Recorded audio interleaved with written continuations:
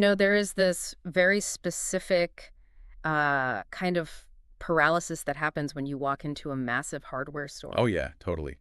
The fastener aisle alone is a nightmare. Right, because you have this physical problem to solve, say, figuring out how to mount hardware to a custom fish rack, and you just wander into that aisle. And you are immediately overwhelmed. Exactly. Suddenly you are staring at like 300 different, highly specialized, mathematically engineered hooks and mounts and brackets. Right. And every single one is claiming to be the absolute, perfect, proprietary solution for your exact situation. Yeah.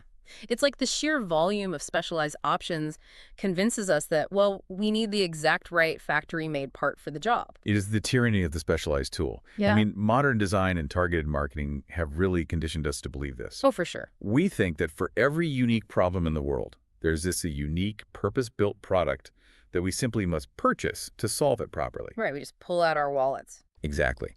We completely lose the ability to look at objects for their base geometry, and instead, we only see them for their marketed purpose. Yeah, so we buy the ultimate heavy-duty aquatic light bracket because it feels like the sanctioned adult way to do things. It feels safe. Right. But a true master tinkerer completely transcends that consumer mindset.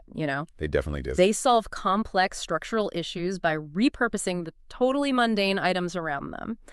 And that shift in perspective, moving from a passive consumer to an active hacker of your own environment, is exactly what we are digging into today. I'm very excited for this one. Welcome to the deep dive. Uh-huh. For you listening right now, we have a wonderfully specific single source on the docket today. It's a great piece. It really is. Yeah. It is a brief, highly focused blog post published on August 2, 2026 by a writer named Ang, and it's titled Notes on Fishkeeping, Part 305, using a broom holder as an aquarium light mount. You know, the title alone establishes that this isn't some theoretical design discussion. Oh, not at all. It is a dispatch from the front lines of a very real, very wet physical environment. We are looking at a fascinating micro case study in DIY problem solving and really just the nature of iterative design. Yeah, I think we need to pause here because, Sure. okay, let's unpack this for a second. Part 305. That number says it all. The sheer scale of that number tells us everything about who we are dealing with. This isn't someone who brought home a goldfish in a plastic bag yesterday. No, definitely not. We are dropping in on a hyper-focused hobbyist who is literally hundreds of chapters deep into documenting a continuous process. It's a massive undertaking. It really is. And our mission for you today is to explore how this single, highly specific physical problem of mounting an LED light serves as a window into the universal balance between aesthetics and functionality. Well, before getting into the specific mechanics of the broom holder hack, we really have to establish the frustration that necessitated it. Right, the setup. Exactly. Eng starts the post by addressing it, "Dear Interweb," which I love, noting that this continues from a previous post. But the critical framing is Eng's admission that finding this particular solution took me quite some moons. Yeah, quite some moons. Measuring a project in moons implies this cyclical, almost stubborn observation. Right. It's poetic, but also tells you about the timeline. Exactly. This isn't a frantic weekend DIY project where someone is rushing to beat the clock before Monday morning. No, not at all. It conjures an image of someone standing in front of their setup, staring at what they call their partially used fish rack, thinking, walking away, and then coming back weeks later with a fresh perspective. And the specific problem on this rack involves mounting standard tube-based aquarium LED lights. Which is trickier than it sounds, right? Oh, it's notoriously difficult. When you're dealing with T5 or T8 waterproof LED tubes, mounting them securely to a rack is just a massive headache. Because of the environment. Precisely. You are fighting humidity, water splashing, and gravity all at once. Yeah, that's a rough combination. You need secure placement so the electronics don't literally take a bath, but you also need them positioned perfectly to penetrate the water column. Right. And Ang initially tried to solve this by gluing the intended plastic light holder directly to the top or bottom of the aquarium rack. Which is a very natural first instinct. Right, and it completely failed, which shouldn't be surprising, but isn't it funny how we always default to glue when we want a permanent fix, even when it's structurally the worst choice for something bearing weight? It really is. We just treat a tube of super glue like a magic wand that can somehow suspend the laws of physics. This raises an important question, though, regarding why we stubbornly stick to chemical adhesives in wet environments instead of looking for mechanical solutions. Oh, for sure. Why do we do that? Well, think about what glue is. Glue is a chemical bond. Hmm. To work effectively, most adhesives require porous surfaces or specific chemical affinities to bite into. Right, they need something to grab onto. Exactly. But waterproof LED housings are, by definition, designed to repel moisture. They are often coated in slick, non-porous plastics or silicones. Which actively resist the chemical bonding agents in glues. You are basically trying to glue something that was engineered to be unglueable. That is such a good point. And then you add in the humidity of a fish tank evaporating right beneath it, and the glue just doesn't stand a chance. Furthermore, you are dealing with constant shear stress. Gravity is pulling that cylindrical tube straight down. Yeah, it's heavy. Right, so a dab of glue on a flat plastic surface against a heavy horizontal tube is an engineering nightmare. It's just doomed to fail. It is. The adhesive degrades from the moisture, the shear force pulls at the weakened bond, and eventually the light plummets. And splashes right into the tank. Exactly. Yet our brains default to it because squirting glue out of a tube doesn't require us to rethink the mechanics of the object itself. We just want to force the intended piece of plastic to do its job. Yeah, we just want the easy way out. But the failure of that chemical bond is actually the catalyst for the breakthrough here. It's forced a new perspective. It did. Aang had to abandon the adhesive and look for a purely mechanical grip. And stripping away the context, here's where it gets really interesting, because Aang realized that the diameter of this highly specialized waterproof LED aquarium tube is remarkably similar to the regular width of a standard, everyday wooden broomstick.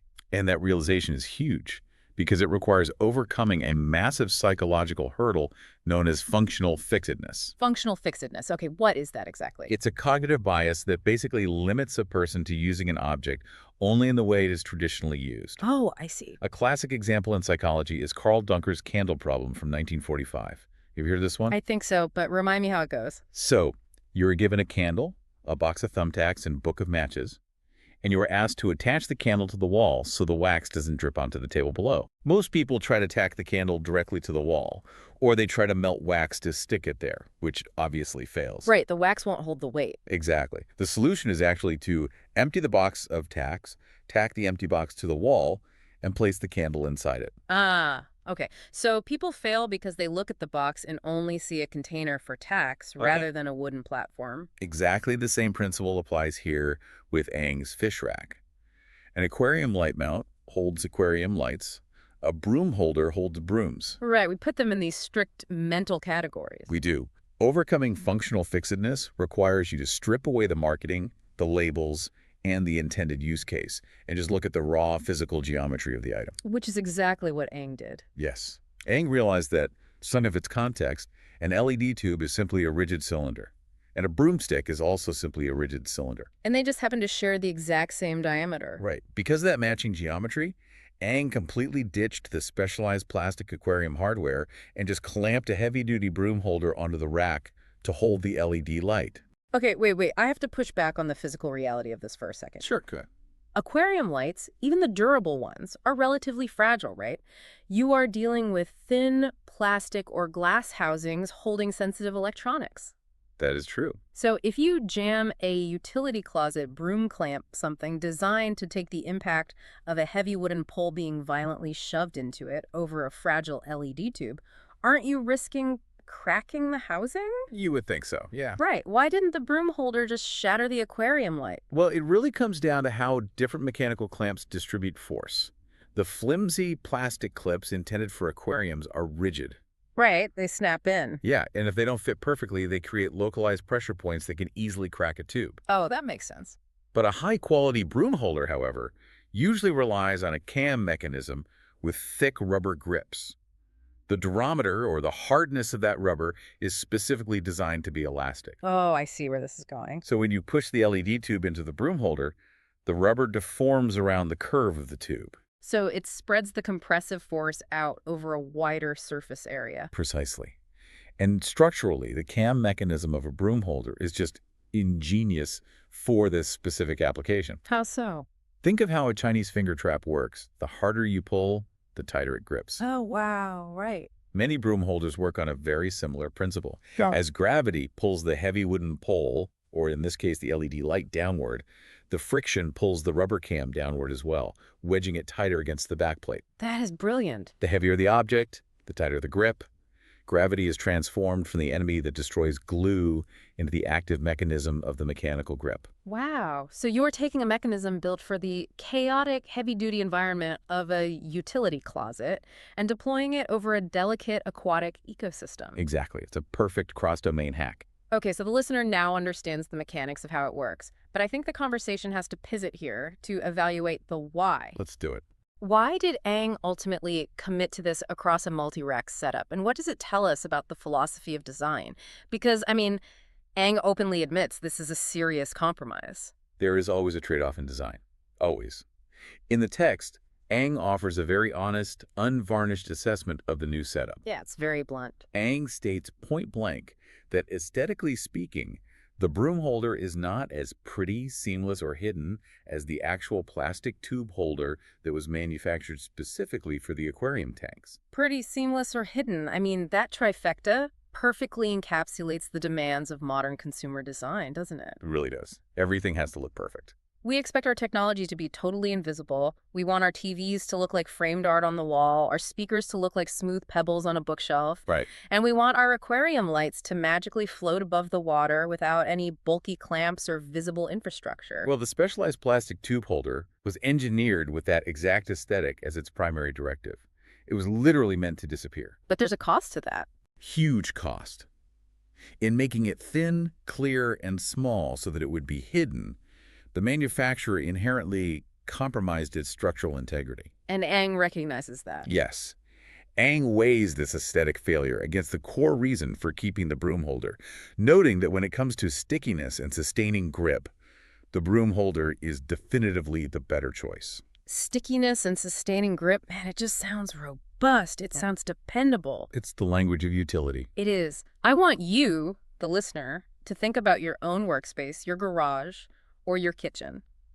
How often do you voluntarily sacrifice a seamless, magazine-ready look for something that is a little bit ugly, maybe a little clunky, but simply refuses to break down? Almost everyone has something like that. Right. We all have that one ugly tool or hack-together solution that we trust way more than the expensive, sleek alternative. It's the eternal battle between form and function playing out in a fish room. Seriously. The broom holder is unapologetically brutalist in this context. It doesn't care about blending in next to a delicate fern or a school of Tetris. No, it does not. It only cares about wrapping its rubber grips around a cylinder and holding on tight. But if the actual plastic tube holders are made specifically for these tanks, designed by engineers whose entire job is to think about aquariums all day, why do you think a generic broom holder actually outperforms them in sustaining grip? The specializations sometimes make products too delicate. That's the real crux of it. What's fascinating here is that specialization often leads to over-optimization for the wrong variables. The wrong variables, like what? Well, the engineers designing the aquarium clip were likely given a brief that prioritized the product being visually unobtrusive, cheap to manufacture in mass quantities out of clear acrylic, and lightweight enough to ship cheaply. So they were designing for aesthetics and logistics. Exactly. They optimized for the showroom floor and the unboxing experience. But the engineers designing a broom holder are optimizing for a completely different environment. The utility closet. Right. They know their product is going to be screwed into drywall in a garage, and someone is going to aggressively jam a heavy wooden pole into it multiple times a day for a decade. So it has to be indestructible. Utility items are built purely for heavy-duty mechanical grip and durability. By crossing domains, Ang successfully imported the rugged durability of the garage into the fragile world of the hobbyist. So the aquarium clip is a fragile specialist, while the broom holder is a rugged generalist. Like I said. And the generalist wins because physics, specifically gravity and moisture, they just don't care about how seamless your design is. Physics never cares about aesthetics. No, they only care about friction coefficients and mechanical grip. And Ang accepts this trade-off willingly. Because it works. Yeah, losing the clean aesthetic is a price gladly paid for the absolute peace of mind that the light isn't going to suddenly detach and plunge into the water, electrocuting the entire tank. And honestly, that peace of mind is what allows Ang to continue the broader work. Right, because this is just one piece of a massive puzzle. Exactly. We've analyzed the physics of the broom holder hack, and we've weighed the aesthetics against the functionality, but we have to zoom out and look at what this implies for Ang's larger project. because this single structural victory is not the end of the story. Not by a long shot. Aang approaches this hack with a very measured, almost cautious optimism. Very cautious. The post notes, "Let's see how this broom holder will last in the long run." There is no declaration of absolute final victory. It is recognized as an ongoing physical experiment. It is the scientific method applied directly to fish keeping. It really is. The hypothesis has been tested, the initial mechanical results are highly positive, but the long-term data over months of humidity exposure is still pending. And Aang makes it very clear that the work is far from over. The post actually concludes by mentioning there are still lots of small pending items to adjust on this partially used fish rack. I love that phrase. This is a rack they have been, in Aang's words, tweaking all these moons. That phrase, partially used, is so striking to me. If the fish rack was ever truly finished, perfectly seamless, with zero pending items to adjust, what would Aang even do with it? They'd probably get bored. Right. The hobby would essentially be over. The partially used nature of the rack isn't a failure to complete a task. It's an invitation to keep engaging with the environment. Looking at those final lines, if we connect this to the bigger picture, it reveals a profound truth about tinkering, building, and maintaining any complex system. Which is? True mastery, or the idea of a finally completed project, is an illusion. The actual substance of the hobby isn't in stepping back and looking at a static, finished object. It's the doing. Exactly. The joy is in the iterative process, the endless tweaking of those small pending items. It requires a shift in mindset to appreciate pending items not as a stressful to-do list, but as a landscape of future exploration. That's a beautiful way to look at it. Aang isn't stressed that the rack isn't perfect today. Aang is observing the adjustments that need to be made, one moon at a time. When we step back from the fish rack, so what does this all mean for the average person? Well, it means a lot, I think. It means that our deep dive today, guided by this single, wonderfully hyper-focused blog post, isn't really just about fish lights or utility closet hardware. No, not at all. It is about having the patience to keep adjusting your setup, one mismatched, slightly ugly part at a time. It's about developing the flexibility of mind to look at an LED tube and realize it's just a stick. Overcoming that functional fixedness. Yes, and having the courage to ignore specialized marketing in favor of mechanical reality. It is a celebration of utility over vanity. It really stands as a testament to the quiet, methodical tinkerer who's perfectly content spending quite some moons figuring out how to make their own small corner of the world function just a little bit better. Even if it means sacrificing the illusion of a seamless aesthetic. Precisely. I think anyone who builds, creates, or manages anything could use a little more of that energy. Thank you to you, the listener, for coming along with us on this highly specific deep dive into Aang's Part 305 update. It was a fun one. We trace the journey from a frustrating, structurally doomed glue job through the psychology of functional fixedness, all the way to a triumphant, if admittedly clunky, broom holder hack. As we wrap up, I want to leave you with one final thought based directly on today's text. Okay, let's hear it. Aang's post ends with the simple sign-off, till the next post, reminding us that the work is never truly done. It makes you wonder, when you look at the partially used racks in your own life, whatever projects or systems you're building, are you stressing over making them look perfect and seamless? Or is it time to find your own metaphorical broom holder, accept a little clunkiness, and finally get a sustaining grip on the problem? Man, that is the perfect question to leave hanging in the air. Remember, the next time you are wandering the aisles of a hardware store feeling paralyzed by all those specialized, pristine tools, step out of that aisle. Look at the geometry. Yes. Keep questioning the intended use of the objects around you, look at their raw geometry, and don't be afraid to prioritize a sustaining grip over a pretty package. Keep tinkering, keep adjusting those pending items, and we will catch you on the next deep dive.